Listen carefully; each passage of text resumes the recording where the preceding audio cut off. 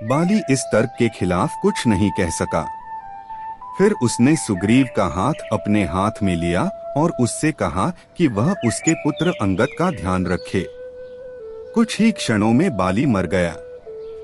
सुग्रीव, जिसने किष्किंधा का राज्य फिर से प्राप्त किया, जल्द ही राम को सीता की खोज में मदद करने के बारे में सब कुछ भूल गया। जबकि राम और लक्ष्मण एक गुफा में रहते हुए सुग्रीव की मदद का इंतजार कर रहे थे, सुग्रीव राजा के जीवन का आनंद ले रहा था, सभी विलासिता का सुख उठा रहा था। इससे लक्ष्मण बहुत नाराज हो गए, क्योंकि वह अब अपने भाई को सीता के लिए तड़पते हुए नहीं देख सकते थे। तो उन्होंने तुरंत किष्किंधा का रुख किया और कसम खाई कि वह सुग्रीव को मार डालेंगे, क्योंकि उसने अपना वादा तोड़ा था। ऐसी गुस्से से भरी हालत देखकर हनुमान सुग्रीव के पास पहुँचे और उसे राम से किए गए वादे की याद दिलाई। क्या राम ने तुम्हारे साथ अपनी मित्रता साबित नहीं की? क्या तुम्हें उसकी कृतज्ञता का बदला नहीं चुकाना चाहिए? उन्होंने पूछा।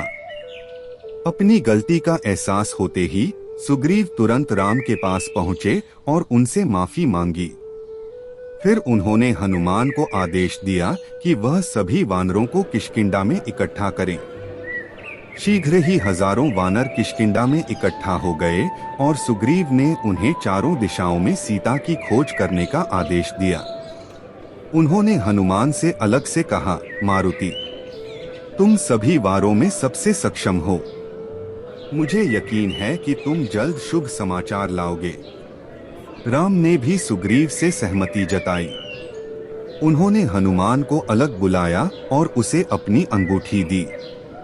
जब तुम सीता से मिलो तो कृपया उन्हें यह अंगूठी दिखाना। वह तब जान लेंगी कि तुम सच में मेरे संदेशवाहक हो। हनुमान ने श्रद्धा भाव से अंगूठी को स्वीकार किया और राम के चरणों को छूकर आदर से अपनी उद्देश्य पर निकल पड़े। सुग्रीव ने वानरों को सीता की खोज के लिए 1 महीने का समय दिया था। उन्होंने बहुत तलाश की, लेकिन सीता के बारे में कोई भी समाचार नहीं मिला। एक वानरों का समूह जो हनुमान के नेतृत्व में दक्षिण दिशा में गया था, वह भी दुर्भाग्यशाली था। थकेहारे और निराश होकर वे समुद्र के किनारे बैठ गए और सोचने लगे कि अब क्या किया जाए। उनमें से कोई भी सुग्रीव के पास लौटने की हिम्मत नहीं जुटा सका, क्योंकि उसने उन्हें चेतावनी दी थी कि वे सीता के बारे में कोई समाचार लाए बिना वापस न आएं।